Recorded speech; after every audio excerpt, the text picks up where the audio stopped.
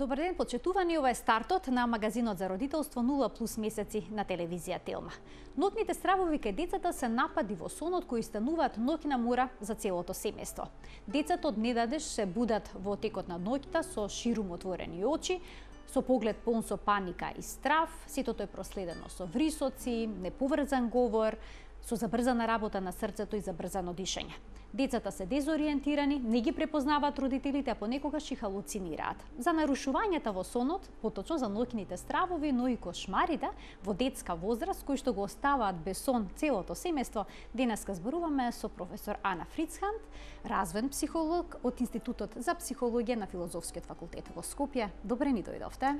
Добро најдов, добар ден. Имаме тема која што е исклучиво присутна во детска возраст. Родителите се најчесто многу загрижени, бидејќи не може точно да детектираат за што станува збор. На социјалните мрежи често го поставуваат овој проблем и бараат одговори што може да биде. Еве денеска конкретно вие ќе дадете свое видување на оваа состојба. Да започнеме од тоа дали ноќните стравови се имаат психолошка или пак невролошка природа, односно позадина.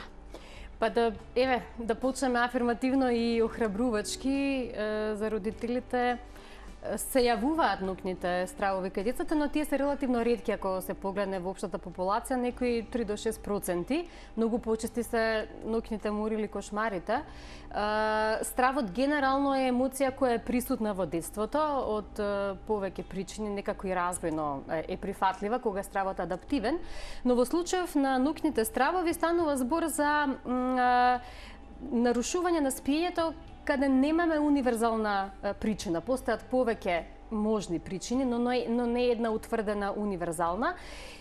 Дефинитивно она што треба да го знаат родителите е дека ноќниот страв или ноќните стравови не се предзнак дека следува во подоснежната возраст некакво ментално нарушување, психолошки проблеми и така натаму. Значи немаат линк едното со другото, нема никаква поврзаност, но се и tekako драматични, вознемирувачки, како што впрочем и вие споменавте во воведот нели на самиот почеток. Најчесто станува збор за преголема стимулација на централниот нервен систем и поради тоа се јавуваат во оние транзиции помеѓу различните фази на спиењето, бидејќи знаеме дека во текот на спиењето постојат различни фази. Во која фаза од сонот всушност се јавуваат ноќните стравови или онака познати како night terrors, ноќни терори? Да.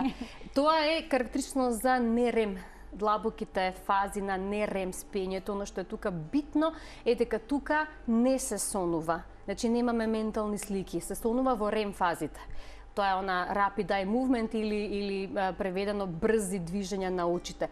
Тоа се да кажеме плитки условно земено состојби или фази на сонот кога веќе имаме ментални слики и можеме да се сетиме. Но тоа обично се случува некаде во втората половина на ноќта пред да се разбудиме. А ова е во првата половина, значи во состојби на длабок сон каде што немаме сонување, немаме ментални слики, тогаш се случуваат ноќните стравови. Колку време најчесто траат и дали секогаш се јавуваат во ист период од ноќта? Па најчесто она што е во литературата посочено е дека може да траат од неколку минути па до 20 на минути, исклучително ретко до 1 час, тоа е исклучително ретко. Најчесто за неколку минути се санираат сами од себе. Како се појавил, така и исчезнува и детето продолжува да спие, а се јавуваат од прилика некаде час, 2, максимум до 3 часа по заспивањето. Поради тоа и се на еден начин повторливи, условно земено временски, дека речи се секогаш се јавуваат во ист период од ноќта. Така, родителите можат понекогаш и да проценат кога би се случило тоа, понекогаш и да журат, чека детето да се разбуди, да има таков напад. Може ли да појасните во какви се форми може да се јават ноќните стравови? Дали децата може да станат од кревет? Дали понекогаш родителите се во заблуда дека детето е будно бидејќи зборува со отворени очи? Така, вие веќе наведовте доста од карактеристиките на почетокот. Може да седи во кревет, но може и да стане, па да се движи низ собата. Може дури да се јават обиди да се качува по мебелот, што е исклучително опасно бидејќи детето не е будно и не е свесно. Тоа е во полубудна состојба и покрај тоа што се очите широко отворени, тоа не го гледа и не го препознава родителот, значи може да вриска. го повикува да дојде, но кога тој ќе дојде, детето не го регистрира дека е тој присутен. Се јавуваат оние физиолошки реакции на бледило, препотување, може да се јават нели тахикардија, тешко дишење. Се гледа дека реакцијата е акутна и драматична, но сето тоа е многу подраматично и потешко, повознемирувачко за родителот отколку за самото дете, бидејќи детето следното утро не се сеќава. Тоа е добрата страна на сето ова, што ништо апсолутно на ништо не се сеќава. На ништо не се сеќава и токму затоа воопшто не се ни препорачува родителите да зборуваат следниот ден за тоа, затоа што на тој начин само ќе му импутираат содржина свесно, па тоа ќе се загрижи, ќе се исплаши, па можеби нема да сага да спие потоа и така натаму. Значи за тоа нема потреба да се зборува бидејќи детето не се сеќава на тоа што се случувало. И тие епизоди во суштина знаат да траат ден, два, три, до недела, дена и потоа, како што реков, се повлекуваат. Детето може дискуси еднократно ваква епизода, може дискуси неколку епизоди последователно пред да се повлечат, врзано и со степенот на созреаност на нервниот систем, врзано и со наследноста. Оно што праксата покажува е дека за нијанса почесто се среќава кај момчињата, дека голем процент, околу 80% од децата кои што ги искусуваат ваквите епизоди на ноќни стравови имаат барем еден член во семејството кој исто така во детството се соочувал со вакви епизоди или со месечарење, зборување во сон и така натаму, некако се поврзани тие меѓу себе. Во овој дел на емисијата ќе им дадеме можност и на гледачите да се вклучат во програма со нивни прашања на телефонскиот број 3076 677. Ноќните стравови, но и ноќните кошмари подолу во емисијата ќе бидат опфатени како денешна тема со професор Ана Фрицкант, развоен психолог. На која возраст најчесто се јавуваат? Која е долната граница кога првпат може да се појават? Има ли горна граница кога исчезнуваат? Па диапазонот видите е прилично растеглив во смисла дека забележани се случаи на ноќни стравови кај 18-месечни доенчиња, тоа е година и пол, па некаде до пубертетот, до 12 годишна возраст не се среќаваат или исклучително ретко се среќаваат во адолесценција и во возрастен период, но во овој период од детството се карактеристични, иако најчесто, ако баш сакаме прецизни да бидеме, возрастно се јавуваат помеѓу 4-та и 7-та година. Тоа е некако тој предучилишен и крај на предучилишен период кога најчесто се среќаваат и, иако реков, прилично ретко во генералната популација детска ги има. Виднаш имаме гледач кој што сака да биде вклучен во програма, да го слушнеме неговото прашање. Добар ден. Добар ден. Повелете. Сакам да ја прашам докторката, вербам во склоп на темата со ноќните мокрења. Со мочкањето навечер. Така, но денешната гостинка е психолог. Така, да. Така, дали би можеле да дадете одговор на сето ова? Ноќното мокрење може ли од психолошка природа да биде? Да, енурезата па може да има причина. Тогаш да го слушнеме прашањето или? Да, ајде, повелете, онда доколку што можам да, повелете. 7 години има детето и се уште се мочка ноќе само. Така, јас благодарам за прашањето. Да, јас секако тука би консултирала веќе педијатар, значи медицинско лице, зошто тоа и колку тоа долго трае треба да се земе предвид. Она што како психолог би можела да го прокоментирам накратко е дека некогаш енурезите се врзани со интензивен страв, преплашување во текот на денот, интензивен стрес, што може да акутно предизвика мокрење во текот на ноќта. Може да биде дури и реакција, верували или не, на љубомора доколку има помало детенце во семејството, значи се роди бебе и сега еден вид на регресија во однесувањето е тоа кога почнува да мочка ноќе, иако веќе ги има воспоставено сите тие хигиенски навики за да го привлече вниманието на родителот. До тука јас би коментирала како психолог, понатаму оставам на лекарите. Педиатриски нефролог би можел да даде поконкретен одговор на ова прашање. Да го слушнеме и прашањето на следниот гледач. Добар ден. Ало, добар ден. Добар ден, повелете, во програма сте. Александар е од Скопје се ова. Вака, цераворица ќерка ми има 9 години. Така? И сега некогаш навечер, да речеме, кога ќе легне после пола саат ќе заспие и ќе стане. И вообичаено доаѓа кај нас во соба, во спална, плачејки и како, што ти е, како ти е, па нешто сонувам страшно, нешто страх ми е и ќе легне кај нас и нема проблем, после тоа заспива што сега за 10 минути, као некоја сигурност.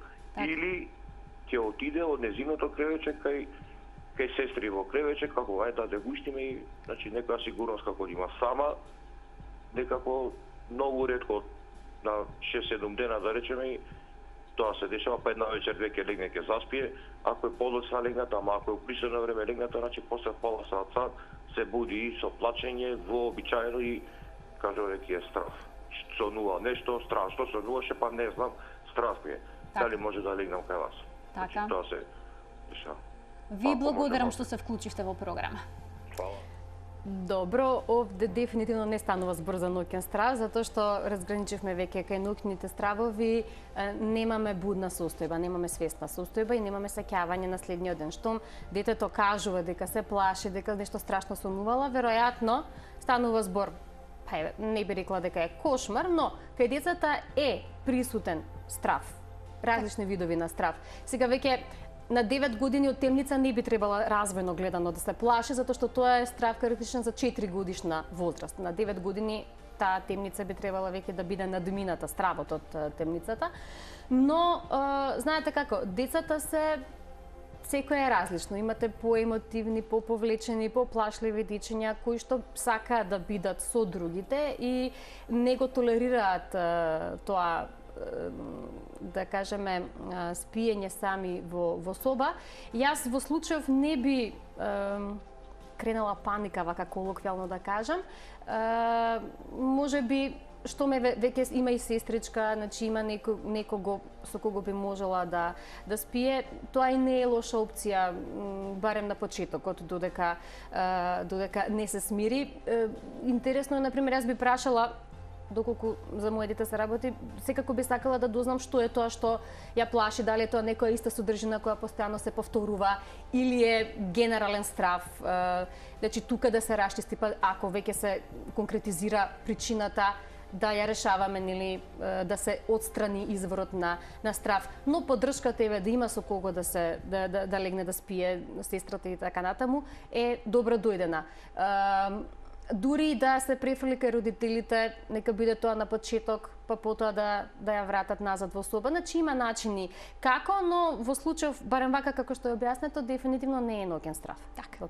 Ајде да го слушнеме и прашањето на следниот гледач. Добар ден, повелете.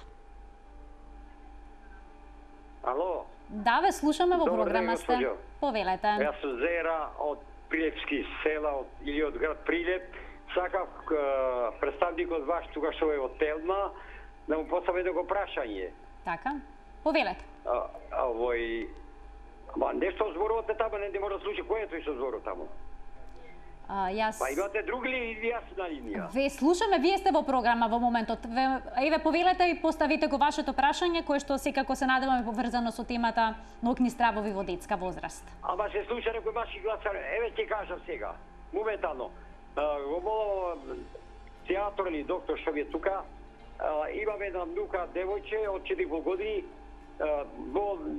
болна, не е здраво, само коса да доста чешла го го шират, се му паѓат. Дали може нешто да ни кажи што треба да се прави? Така, ви благодарам што се вклучивте во програма, но ова прашање ќе треба да ви одговори педијатар. И него не слушнав докрај јасно. На девојчето му паѓала косата, колку што го разбрав, меѓутоа тоа е педијатриска состојба, значи ќе треба со педијатар да се консултира, а денешната гостинка Ана Фрицхант е психолог. Ајде имаме уште еден гледач на линија. Добар ден, повелете. Добар ден. Во програма сте? Имам ќерка година и 9 месеци. Така. Обично за заспивање и помагаме ние да заспи и потоа најчесто по сати по заспивањето не би го рекла тоа будење, меѓутоа во сон вика и бара повторно ние да отидеме кај неа. Ова се случува неколку пати во текот на ноќта. Дали постои начин тоа некако да се спречи да спие мирно во текот на целата ноќ? Ви благодарам што се вклучивте во програма. Така, сега не знам дали детето свесно и будно кога ги повикува родителите, нели пак одиме по оние критериуми на диференцијација, ноќен страв од кошмар или така натаму. Година и 7 месеци, така тука, некако така, беше кажано, да, речиси, да.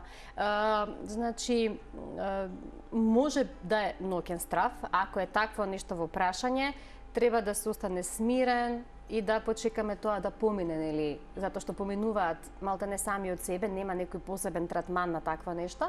Она што е, например, би можело да помогне во ваква ситуација да се формира една рутина на заспивање.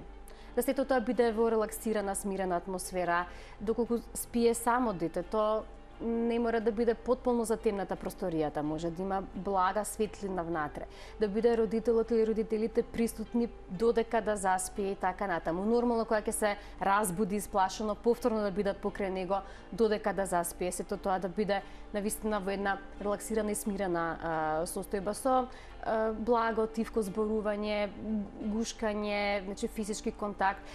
На оваа возраст знаат да се плашат, се уште е рано да се плашат, да се јави тој страф од темница, меѓутоа знаат да се плашат токму од таа сепарација од родителот, веќе околу 12-тиот месец почнува да се јавува тој страф. Сепарационен проблем. Така, и затоа и се плашат да спијат сами, ги бараат родителите, се будат. Ништо нетипично за возраста. Значи, една релаксирана, смирена атмосфера, со рутина пред легнување, со, да речеме, во исто време да легнува секоја вечер, да не заседнува, што би кажале колоквијално, до доцна во ноќта, туку да навистина на децата им е многу битен квалитетен, здрав сон.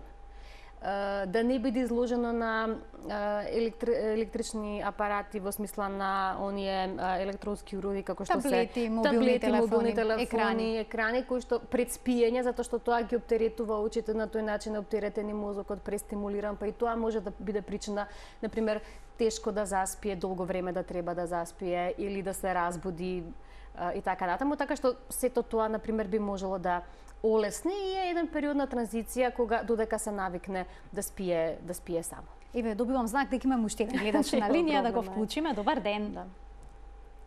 Добар ден, дали се слушаме? Да, се слушаме. Повелете во програма. Се јавувам за синчето, има 4 години без 2-3 месеци. Значи, година дена, можда и повеќе, му се случува истото што вашата гостинка го кажа, значи на темава. Дека се буди и плаче кога ќе отидеме, не дури што кажа она не препознава, па дури не турка, не прави, не така се вознемирува и би сакал да така како да реагираме. Така. Како да постапиме во тој момент, мислам, се дешава малте не често, ама се дешава, да ви кажам, што знам, секој втор, трет ден. Така. Значи се буди по 2-3 пати во текот на... Мислам, тоа откога ќе заспие, наредните 2-3 сати, 4 се случува тоа, си легнува рано 8:30-9. Така. Ви благодарам што се вклучивте во програмава. Многу често прашања родителите што да направат со оглед на тоа дека детето не ги препознава, се вознемирува доколку родителот се обиде да го гушне, ги туркаат родителите и слично. Што треба, што не треба да направат? Треба ли да го будат или да не го будат? Кога станува збрзанокните стравови, не е препорачливо да се обидуваат да го разбудат.